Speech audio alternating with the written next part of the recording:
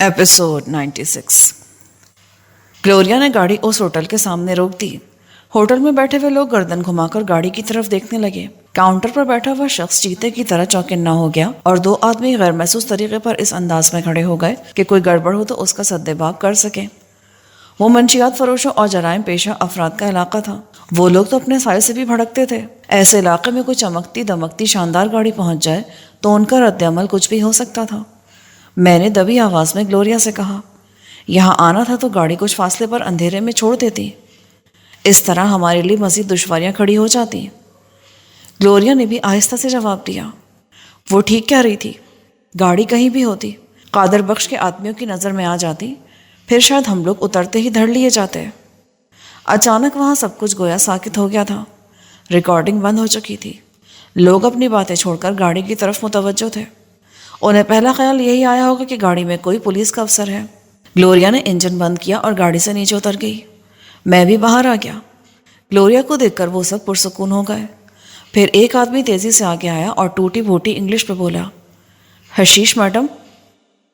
Gloria ने नफ़ी में sir हिलाया और बावकार और तहमकाना अंदाज में बोली, मुझे फौरी तौर पर कादर बख्श से मिलना है। उस शख्स ने आंखें घुमाई, फिर सर घुमाकर काउंटर वाले से बोला, अरे हम लोगों की समझ में तो कुछ नहीं आया। ये पता नहीं अंग्रेज़ी में क्या बोलता है, बस दादा का नाम ही समझा है। मैंने आगे बढ़कर उसकी मुश्किल हल कर दी। हमको कादर बख्श से मिलना है। उसने चौंक कर मुझे देखा। अरे काम का बात बोलो बाबा, अभी इस टाइम दादा सोया होगा। माल चाहिए तो हम लोगों को बोलो, दादा को किस वास्ते परेशान करता है। मैंने कहा ना कि हमें अभी और इसी वक्त कादर बख्श से मिलना है। अगर तुमने देर की तो सुबह वो तुम्हारी खाल खींचकर उस पर भूस भरवा देगा। उसको उस टाइम नींद से जगाया तो वह हम लोगों की खाल अभी खींच लेगा। अभी वो तुम्हें कुछ नहीं कहेगा। उससे कहना कि मैडम ग्लोरिया उससे मिलना चाहती हैं। मेरी बात सुनते काउंटर के पीछे बैठा हुआ शख्स उछलकर बाहर आ गया और ग्लोरिया को हैरत से देखने के बाद मुझसे बोला, ये मैडम ग्लोरिया है। फिर वो दूसरे आदमी से बोला, अरे ओ कासू, जल्दी से दादा की तरफ जा। तू मैडम को नहीं जानता है मगर हम जानता है। अरे जल्दी से शक्ल गुम कर इधर से। उसने कासू को बाहर की तरफ धकेला, फिर मुझसे मुखातिब हुआ, आप बैठो साहब, मैडम को भी इधर ही ले आओ। उसने कोने में पड़ी हुई एक मेज़ की तरफ इशारा किया। वहाँ दो आदमी बैठे थे। वो फुर्ती से उठकर दूसरी मेज़ पर चले गए। हम लोग गाड़ी में बैठते हैं। मैंने नरम लहजे में कहा, तुम ऐसा करो, ज़रा अच्छी सी चाय पिलवा दो और रिकॉर्डिंग क्यों बंद कर दी। ठीक है, आप बैठो साहब, मैं अभी चाय भिजवाता हूँ। मैंने ग्लोरिया से गाड़ी में बैठने को कहा और फिर खुद गाड़ी में जा बैठा। थोड़ी देर बाद एक लड़का साफ़ सुथरे प्यालियों में गर्मा गर्म चाय ले आया। उसके साथ बिस्किट भी थे। हमने चाय के कप लेकर बिस्किट वापस कर दिए। लोग अब भी वक्फे वक्फे से गाड़ी की तरफ देख रहे थे, मगर अब वो खौफज़दा नहीं थे बल्कि तजस्सुस में मुब्तला थे। हमने चाय ख़त्म भी न की थी कि कासू लौट आया। उसके पीछे बोस्की की शलवार कमीज़ में कादर बख्श भी था। वो दरमियाने कद और गठे हुए मजबूत वर्जिशी जिस्म का मालिक था। चेहरे की रंगत स्याही माइल थी और बाल आम मकरानियों की तरह घुंघरियाले थे।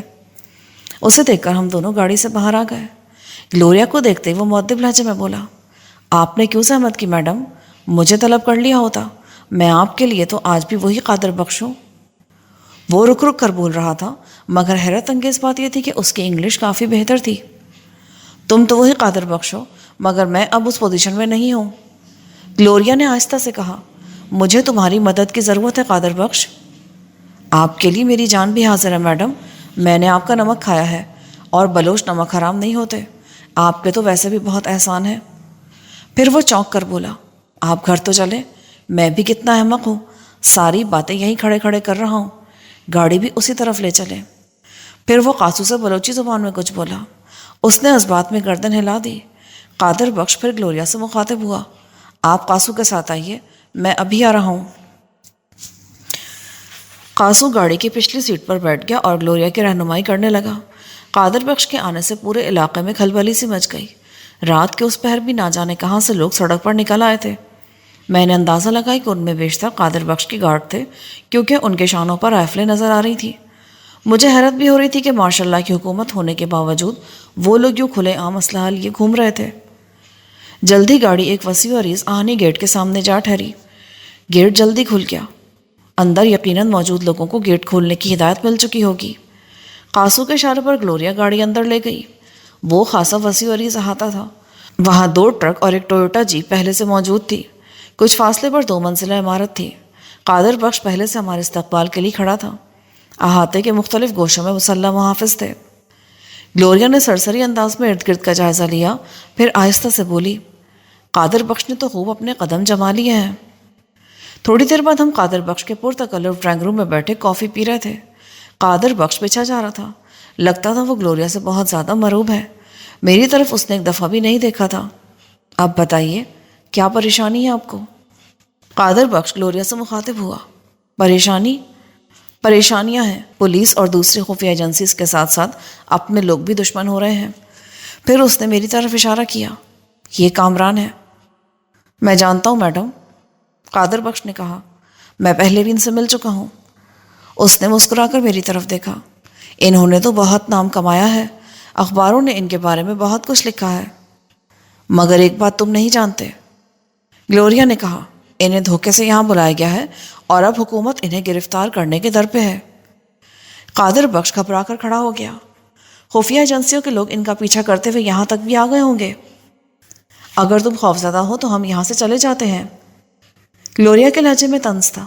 خوفزدہ؟ قادر بخش اور خوفزدہ؟ نہیں میڈم، آپ غلط سمجھ رہی ہیں۔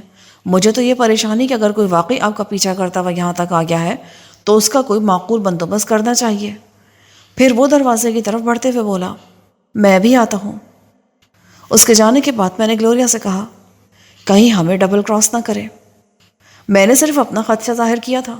مجھے یقین تھا کہ قادر بخش ایسا نہیں کرے گا۔ زیر زمین دنیا سے تعلق رکھنے والے عموماً ایسا نہیں کرتے۔ مجھے امید تو نہیں، گلوریا نے کہا، کہ قادر بخش ایسا کرے گا۔ اس نے کافی عرصہ میرے ساتھ کام کیا ہے، میں اسے بہت اچھی طرح سمجھ گئی ہوں۔ اسی وقت قادر بخش واپس آ گیا اور بولا، میں نے آدمیوں کو بھیج دیا ہے، آس پاس کوئی مشکوک آدمی ہوا تو اس سے نمٹ لیں گے۔ پھر وہ کچھ توقف کے بعد بولا، میں نے آپ لوگوں کے لیے کمرے بھی کھلوا دیے ہیں، آرام کریں، صبح بات ہوگی۔ 1 منٹ۔ گلوریا کچھ سوچتے ہوئے کھڑی ہو گئی۔ ہمارا ایک ساتھی زخمی ہے، میں چاہتی ہوں کہ میں اسے بھی یہیں لے آتا ہوں۔ مجھے بتائیے وہ کہاں ہے؟ وہ کبھی تمہارے ساتھ نہیں آئے گا، وہ اس وقت اپنے سائے سے بھی بھڑک رہا ہے۔ پھر جیسے آپ کہیں۔ میرا خیال ہے کہ میں چلا جاؤں، میں نے کہا۔ نہیں کامران، گلوریا نے نفی میں سر ہلایا، وہاں جانے میں تمہارے لیے زیادہ خطرہ ہے۔ کچھ لوگوں کو اس جگہ کا علم بھی ہے، اس بات کا امکان ہے کہ وہ لوگ تمہاری طاق میں بیٹھے ہوں۔ میں قادر بخش کو ساتھ لے کر چلی جاؤں گی۔ مگر تمہیں تو اس جگہ کا علم نہیں ہے۔ یہ کوئی پرابلم نہیں، تم جانتے ہو نا، مجھے تم رستہ سمجھا دو۔ آخر گلوریا کے اصرار پر میں نے اسے اچھی طرح وہاں کا پتہ سمجھا دیا۔ وہ تو اسی وقت جانا چاہ رہی تھی مگر میں نے اسے روک لیا۔ صبح ہونے میں زیادہ دیر نہیں تھی۔ میں نے اس سے کہا کہ تم یہاں سے 1 گھنٹے بعد نکلنا۔ قادر بخش کے علاقے پر ویسے بھی پولیس کی نظر تھی کیونکہ وہ علاقہ جرائم کا گڑھ تھا۔ میں اور گلوریا باتیں کرتے رہے۔ اس نے قادر بخش سے کہا تھا کہ اس وقت تک تم اپنی نیند پوری کر لو۔ اس دوران میں نے 2 دفعہ کافی پی۔ مسلسل بے خوابی اور بھاگ دوڑ سے میرا جسم ٹوٹ رہا تھا مگر نیند نہیں آ رہی تھی۔ بس ذہن بالکل خالی ہو کر رہ گیا تھا۔ ایک ملازم نما شخص کافی کے برتن اٹھانے آیا تو گلوریا نے اس سے پوچھا، قادر بخش کہاں ہے؟ دادا کہیں جانے کی تیاری کر رہا ہے۔ تمہیں کیسے معلوم کہ وہ کہیں جا رہا ہے؟ اس نے اکو اور فیضی کو بلایا ہے۔ دادا جب کسی خطرناک کام پر جاتا ہے تو انہی دونوں کو ساتھ لے کر جاتا ہے۔ اچھا ٹھیک ہے، تم جاؤ، میں نے اس سے کہا تو وہ خالی برتن اٹھا کر چلا گیا۔ تھوڑی دیر بعد قادر بخش نمودار ہوا۔ وہ اب بھی شلوار قمیض میں ہی ملبوس تھا مگر ایک کوٹ کا اضافہ بھی ہو گیا تھا۔ اس نے گلوریا سے کہا، میں تیار ہوں میڈم، مجھے کوئی ریوالور دے دو، سائلنسر بھی فٹ ہو تو اچھا ہے۔ گلوریا نے اٹھتے ہوئے کہا۔ قادر بخش نے ایک آدمی کو سائلنسر والا ریوالور لانے کو کہا۔ چند منٹ بعد ایک آدمی بہترین قسم کا ماؤزر لے آیا۔ گلوریا نے ریوالور کو الٹ پلٹ کر دیکھا، اس کا چیمبر چیک کیا اور مطمئن ہو کر اسے اپنی جیکٹ کے اندرونی جیب میں رکھ لیا۔ ان لوگوں کی روانگی کے بعد ایک ملازم سے معلوم کر کے میں کمرے میں چلا گیا۔ کمرہ خاصا کشادہ تھا۔ وہاں ایک کنگ سائز ڈبل بیڈ اور 2 کرسیاں رکھی تھیں۔ میں جوتے اتار کر بستر میں گھس گیا اور دیر تک کروٹیں بدلتا رہا۔ پھر نہ جانے کب مجھے نیند آ گئی۔ نیند میں بھی مجھے تیمور اور گلوریا کا ہی خیال تھا۔ گلوریا گاڑی میں جا رہی تھی، اس کے ساتھ تیمور بھی تھا۔ وہ دونوں کسی بات پر ہنس رہے تھے۔ اچانک پولیس کی ایک موبائل نے ان کا راستہ روک لیا۔ گلوریا نے چیخ کر کہا کہ میرا راستہ چھوڑ دو۔ وہ انسپیکٹر ہنسنے لگا۔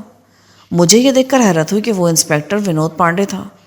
گلوریا گاڑی سے اتری تو پانڈے نے گلوریا کے پیر پکڑ لیے اور معافی مانگنے لگا۔ گلوریا نے ہنستے ہوئے کہا، اب اٹھ جاؤ۔ پانڈے مزید شدت سے اس کی خوشامد کرنے لگا۔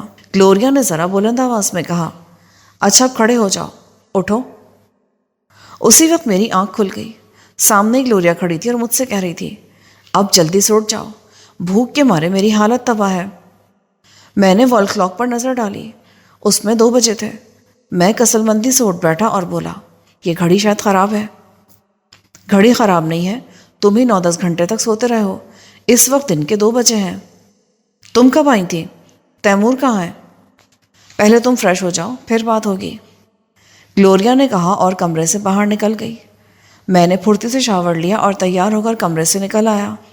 ڈرائنگ روم میں قادر بخش اور گلوریا دونوں موجود تھے۔ فوراً ایک ملازم ناشتے کی ٹرے لے آیا۔ گلوریا خاموشی سے ناشتہ کرنے میں مصروف ہو گئی۔ میں نے بھی کچھ نہ پوچھا اور خاموشی سے ناشتہ کرتا رہا۔ ناشتے سے فارغ ہو کر چائے پیتے ہوئے میں نے گلوریا سے پوچھا، میرا خیال ہے اب بھوک سے تمہاری موت واقع ہونے کا کوئی امکان نہیں۔ بتانے کے لیے کچھ ہے ہی نہیں میرے پاس۔ ہم لوگ وہاں پہنچے تو تیمور وہاں سے نکل گیا تھا۔ تمہارا مطلب ہے کہ تیمور؟ میں نے جملہ ادھورا چھوڑ دیا، پھر ذرا توقف کے بعد بولا، ہو سکتا ہے اسے گرفتار کر لیا گیا ہو۔ میں نے بھی اس امکان پر غور کیا تھا، مگر اسے گرفتار نہیں کیا گیا۔ یہ بات تم اتنے وثوق سے کیسے کر سکتی ہو؟ اس کی وجہ یہ ہے کہ میں نے آس پاس کے گھروں سے معلوم کر لیا ہے۔ وہ علاقہ ایسا ہے کہ پڑوسی ایک دوسرے کے کھانسنے اور چھینکنے سے بھی واقف ہوتے ہیں۔ اگر تیمور کو گرفتار کیا جاتا تو انہیں ضرور علم ہوتا۔ محلے میں کسی گاڑی کا آنا تو بڑی بات ہے، سائیکل بھی لوگوں کی نظروں میں رہتی ہے۔ ایک پڑوسی نے بتایا کہ ایک سفید رنگ کی پرانی سی کار میں 2 آدمی وہاں آئے تھے۔ تیمور اور اس کے ساتھی کو وہی دونوں لے گئے۔ مگر اس بات سے یہ کہاں ثابت ہوتا ہے کہ وہ پولیس والے نہیں تھے؟ اور اس سے یہ کیسے ثابت ہوتا ہے کہ وہ پولیس والے ہی تھے؟ تم نے تو آج کل ذہن سے کام لینا بالکل چھوڑ دیا ہے کامران، پوری بات سنے بغیر ہی بحث شروع کر دیتے ہو۔ میں نے ہونٹ مضبوطی سے بھینچ لی اور گلوریا کو گھورنے لگا۔ مجھے اس مکان سے تیمور کے ہاتھ کا لکھا ہوا خط بھی ملا ہے۔ خط پر کسی کا نام نہیں ہے، مگر اس نے تمہیں مخاطب کیا ہے۔ یہ کہتے ہوئے گلوریا نے جیب سے ایک مڑا توڑا کاغذ نکالا اور اسے میری طرف بڑھا دیا۔ میں نے کاغذ اس کے ہاتھ سے لے کر پڑھا۔ رائٹنگ تیمور کی ہی تھی۔ اس نے لکھا تھا، میں اپنے دوست کے ساتھ جا رہا ہوں، ہمارے پرانے دوست یہاں بھی آ سکتے ہیں۔ مجھے اطلاع مل گئی تھی کہ انکل نے تمہیں دھوکہ دیا ہے، اب ان کے آدمی تمہاری تلاش میں ہیں۔ میری صحت کافی بہتر ہے، امید ہے کہ 1-1.5 ہفتے میں پہلے کی طرح چاق و چوبند ہو جاؤں گا۔